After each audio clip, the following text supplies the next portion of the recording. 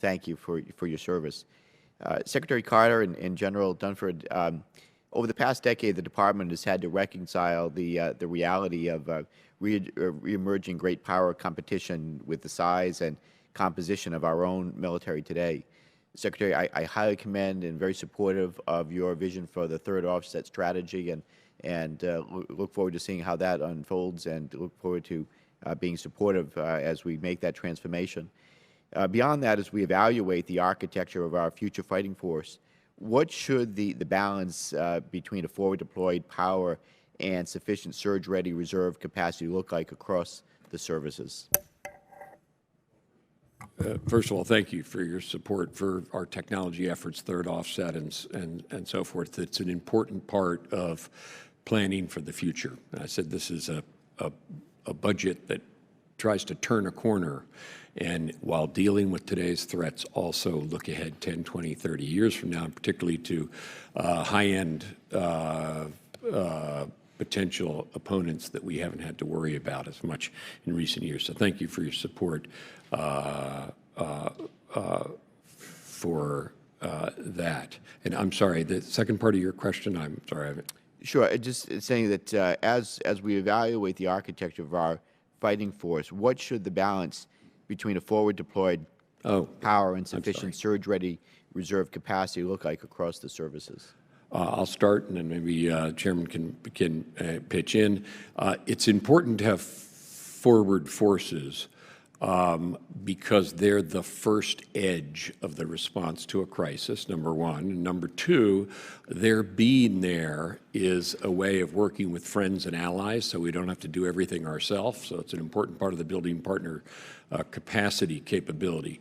But what deters is the full weight of the American military that would arrive on the scene after those initial forces had engaged. And I think that's what we, when we talk about deterring opponents, what deters them is not just what's right there in front of them.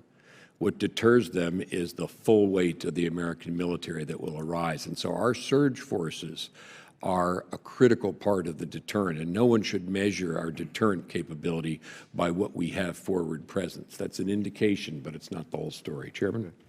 Congressman, getting that balance right is dynamic, and to assure you, every year we gather up all the combatant commanders' requirements for both the crisis response and assurance mission, as well as what they need for a major operations plan contingency.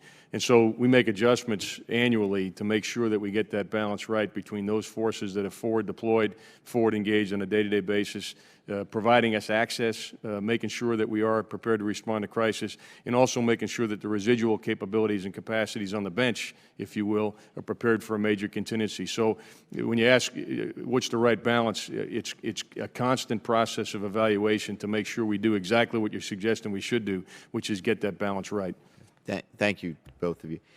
Going back to the third offset strategy, and again, very supportive of that. I think technology game-changing, and it's going to help provide us with the advantages that we need, especially on cybersecurity, and which is I've been a strong proponent on, and other technologies. But Secretary, how do you believe we can best direct our investments and our policies to ensure that the progress that we've made toward achieving a third offset strategy is sustained into the next administration?